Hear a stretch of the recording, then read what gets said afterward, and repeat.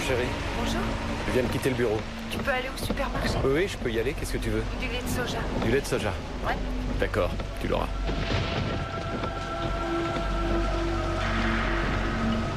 Je t'aime. Moi aussi, je t'aime. T'en as pour combien de temps? J'en sais rien, ça va dépendre du monde qu'il y aura. Oh, il devrait pas y avoir de monde. Dépêche-toi. Au secours! Bon, ma puce, je te laisse, je te rappellerai.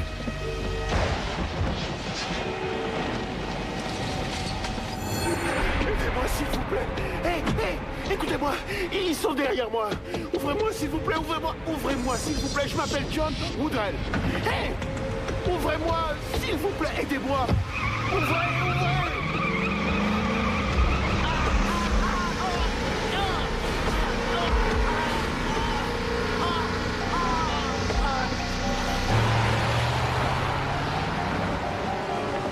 Portrait de Matthew McGreevy.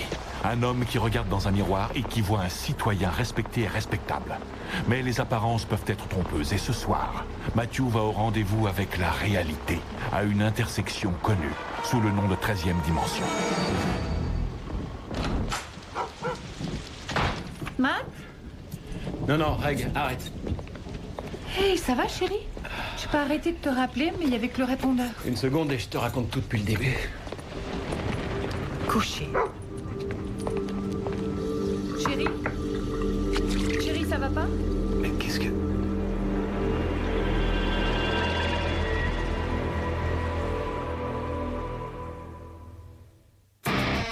Nous sommes transportés dans une autre dimension. Une dimension faite non seulement de paysages et de sons, mais aussi d'esprit. Un voyage dans une contrée sans fin, dont les frontières sont notre imagination. Un voyage au bout des ténèbres, où il n'y a qu'une destination. La 13e dimension.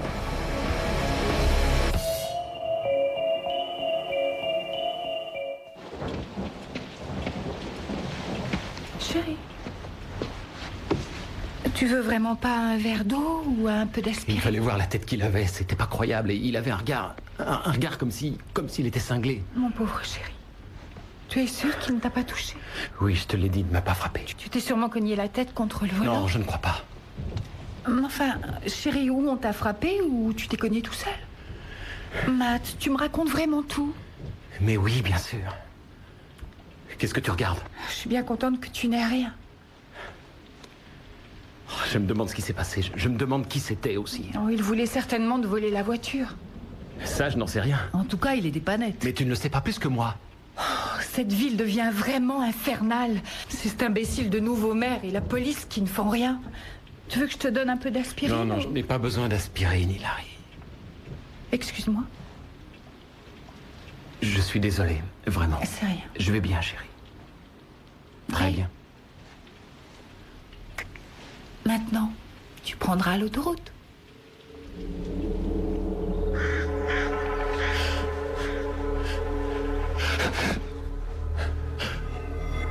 Bonjour. Pourquoi tu ne m'as pas réveillée? Oh, chérie, t'as toussé sans arrêt. Tu n'as pas arrêté de remuer. Tu avais besoin de te reposer. Oh non. Qu'est-ce qu'il y a? Oh, j'ai mal. Je parie que je couvre une grippe. Non, en fait, tu as des courbatures. T'inquiète pas, ça va passer. Tu crois? J'ai une villa à faire visiter à 9h. Et n'oublie pas, tu prends l'autoroute. Tu as promis. Oui. Je prendrai l'autoroute.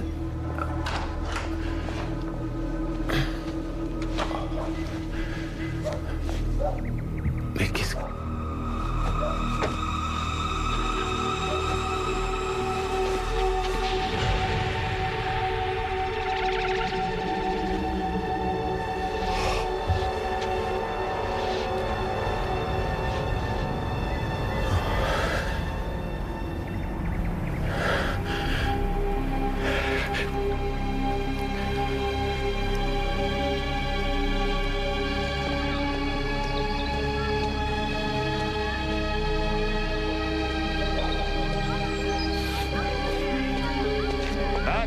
T'as regardé le match hier soir? Non, j'ai pas regardé. Tu sais, t'as eu raison. Je sais pas ce qui est difficile. On lance la balle, on attrape la balle. Ces primadonnas sont payés des millions. Et pourquoi? Pour lancer une balle. Ouais, je vais te dire, c'était lamentable. Oui, et alors? Quoi? Comment ça, et alors? Je te dis que j'étais là. Où tu veux en venir? J'ai laissé le type là-bas se faire tuer. J'aurais dû faire quelque chose. Et quoi? Mais j'en sais trop rien. J'aurais pu le laisser monter dans ma voiture. D'accord, Matt, je vais te poser une question. Est-ce que tu le connaissais? Bien sûr que non. D'accord, donc c'était un inconnu. Mais qu'est-ce que ça peut faire? Il avait des problèmes. Et tu le savais à cet instant-là? Je ne suis pas sûr que je le savais. Exactement. Un type que tu n'avais jamais vu de ta vie surgit des ténèbres et demande à monter dans ta voiture. Non, il a plutôt supplié. Demander, supplier, quelle différence? Il voulait monter dans Mais ta Danny, bagnole. Il était couvert de sang. Vaut mieux que ce soit lui que toi. Tu sais que c'était un professeur, il avait même publié 3 bouquins. Oui, je sais, c'est tragique. Mais ce que tu ne dois pas oublier, c'est que tu as une femme, une villa, un boulot, une voiture. Et ça veut dire quoi? Ça veut dire que tu as bien trop de trucs pour tout risquer pour un inconnu. Tel que je vois les choses, tu as 2 solutions. Soit tu restes assis à culpabiliser, soit tu continues ta vie. Mais enfin, tu ne peux pas raisonner de cette façon. Oh, c'est dingue. D'accord. Je vais te poser une autre question. Si tu avais su que ce type, ce Woodrell, était un professeur, tu l'aurais aidé? Arrête, c'est quoi ce genre de question? Bien sûr que je l'aurais aidé. Même si c'était un black? Je ne suis pas raciste. J'ai jamais dit le contraire. Tu n'as pas de raison de culpabiliser parce que tu n'as rien fait de mal.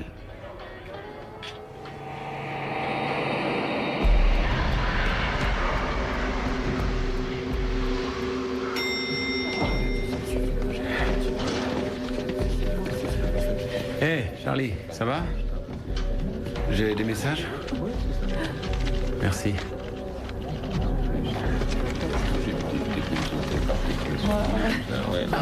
Bonjour, vous allez bien? Bonjour. Hé, pas de panique. C'est pas aussi grave que ça en a l'air. Ça doit pas être bon pour ta peau. Non, c'est juste un petit accident, c'est tout. Avec une lampe? Une lampe? Mais de quoi tu parles? Tiens, regarde.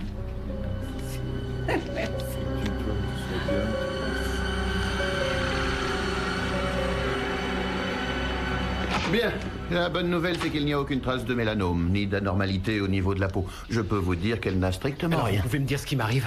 Rien, pour autant que je sache. Votre taux de mélanosome est dans la moyenne d'une personne métissée. Métissé? Mais Moitié blanc et moitié afro-américain. oui, je ne suis pas moitié afro-américain. Je ne suis pas afro-américain du tout. Je vous ai montré la photo de mon permis de conduire.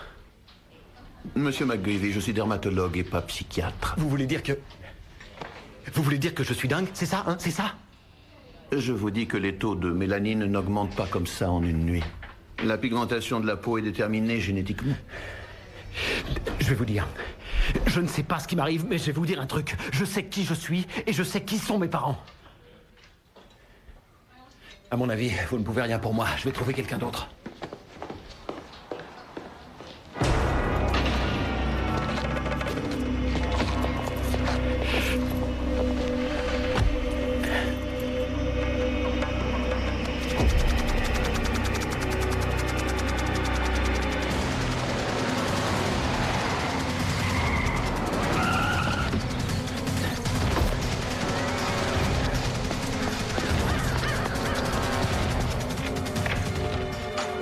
Matt, c'est toi? Tu rentres drôlement tôt. Qu'est-ce que vous voulez? Comment vous êtes entré? Qu'est-ce qui t'arrive? Ne vous approchez pas de moi. J'appelle la police. Il arrive, chérie, mais c'est moi, Matt. Où est mon mari? Mais je suis juste devant toi. Reggie! Reggie, calme-toi. Où tu vas?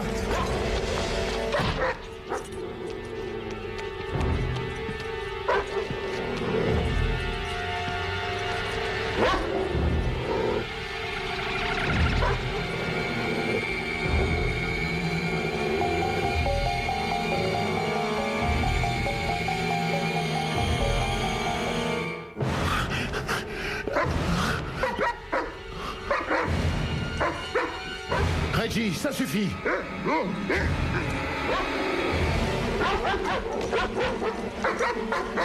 Couchez. Couchez. Mais arrête, bon chien, bon chien.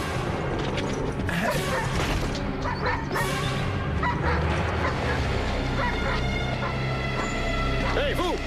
Restez où vous êtes! Je suis armé! Il est Oh, toujours c'est là. pas ce que tu crois. Je suis Matt McGreevy. Couchez-vous ou je tire! Et je peux le prouver.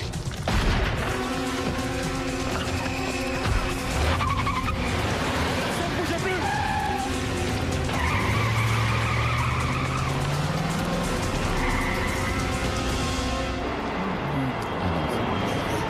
Moi j'aime bien le faire ici. Non mais t'as pas mis quand même. Ah.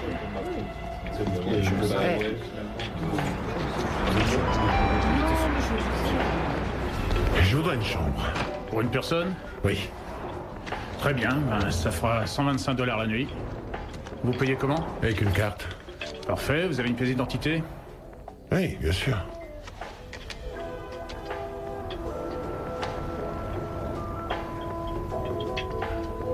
À la réflexion, je vais vous payer en liquide. Oui, mais je dois quand même voir une pièce d'identité. Même avec du liquide? Écoutez, monsieur, je veux pas de problème. Et avec ça, on peut peut-être s'arranger?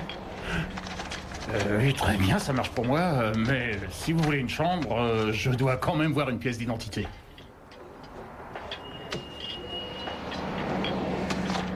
Bon, on oublie.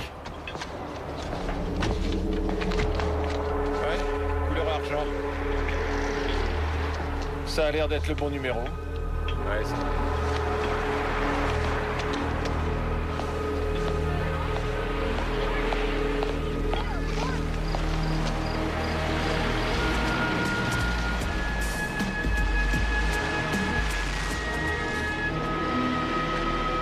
Taxi! Hey!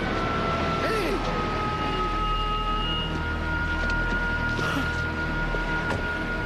Quel enfoiré, là! C'est toujours comme ça par ici.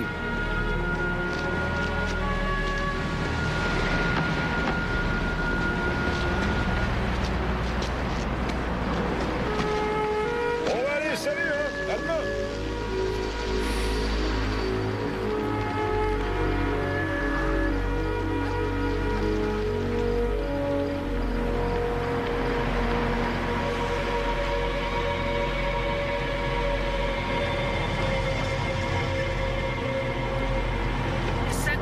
Rendez-vous sur la place.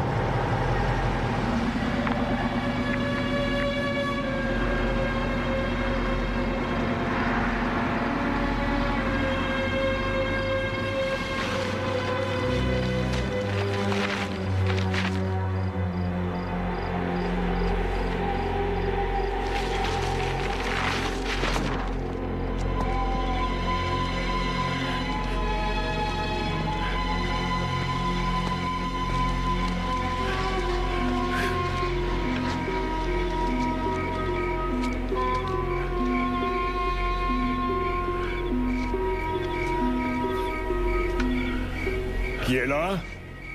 Et vous êtes journaliste, ma nièce en a assez de vous, elle veut plus vous voir. Je suis pas journaliste. John!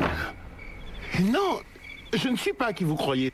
Mais enfin, je ne comprends pas. Je suis allé à la morgue, j'ai identifié ton cadavre. Je ne suis pas John Woodrell. Mais dans ce cas, qui êtes-vous? Je m'appelle Matt McGreevy. C'est incroyable comme vous lui ressemblez. Madame Woodrell est là? Pourquoi? Il faut que je lui parle. J'étais là quand son mari a été attaqué. Et... Vous voyez? Matthew McGreevy. Mais vous vous foutez de moi. Il est blanc, cet Mais homme. c'est moi! Du moins jusqu'à aujourd'hui. Monsieur, essayez de m'expliquer pourquoi vous êtes ici. Mais j'essaie de vous le dire. N'ayez pas la foi. Mais il faut que je parle à Madame Woodrell. Laissez-la en dehors de cette histoire. Oui, mais elle est peut-être la seule à pouvoir m'aider. Comment ça? Comment vous aider? M'aider à redevenir comme avant. Mon vieux, vous avez 5 minutes pour disparaître de ce Porsche où j'appelle la police. Non, non, attendez. Écoutez-moi, s'il vous plaît. John Woodrell est arrivé près de ma voiture en appelant au secours. Et je me suis enfui, c'est comme ça que ça a commencé. Mais je comprends pas. j'ai commencé à changer. Et je me suis dit que si je pouvais seulement lui faire comprendre que je ne suis pas un mauvais bougre, que je ne suis pas diabolique, peut-être que si elle le savait, elle me pardonnerait peut-être. Et que tout pourrait redevenir normal. J'ai commis une belle erreur. Si j'avais su que c'était un professeur... Je vous en prie. Laissez-moi lui parler. Mais il faudrait peut-être essayer de m'en dire un peu plus, parce que maintenant je suis curieux.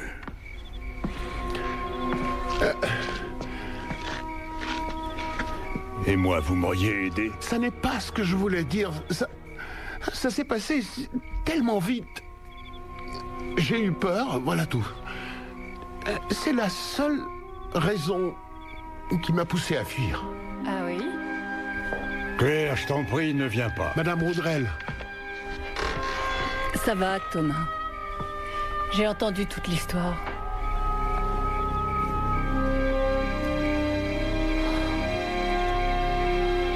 Mon Dieu. Claire. C'est comme s'il se trouvait juste là devant moi.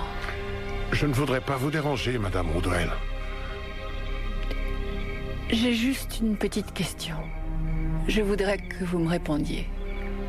Comme vous voulez.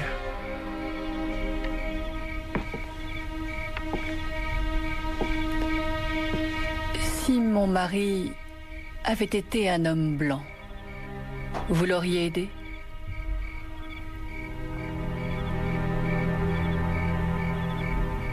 Je suis désolée, monsieur. Je ne peux rien faire pour vous. Attendez.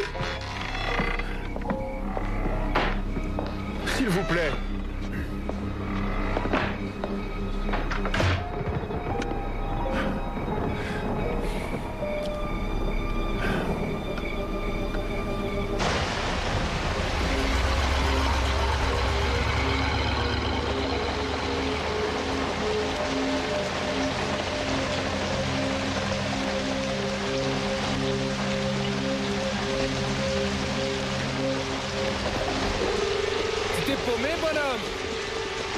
Écoutez, je ne cherche pas d'ennui. C'est dingue, tu viens d'en trouver un, mon gros.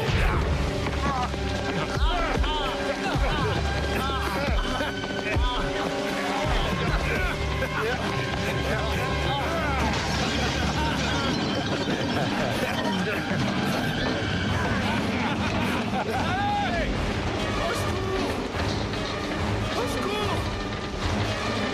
Aidez-moi! Au secours! Aidez-moi, s'il vous plaît. Ils sont derrière moi. Vite, écoutez, je m'appelle John Woodrell. Dépêchez-vous, ouvrez. Ouvrez-moi, je vous en supplie, ouvrez-moi vite. S'il vous plaît, s'il vous plaît.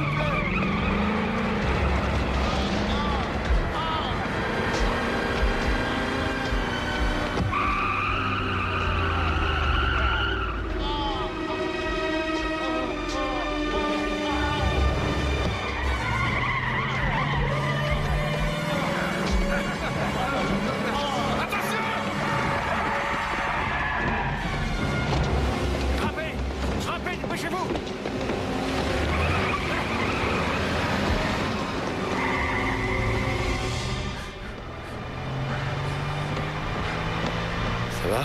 Ça va. Bon. Merci. De rien.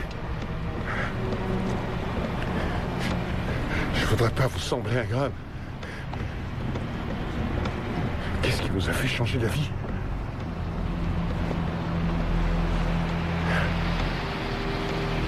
Eh bien, je n'ai pensé qu'à une seule chose. Et si c'était moi?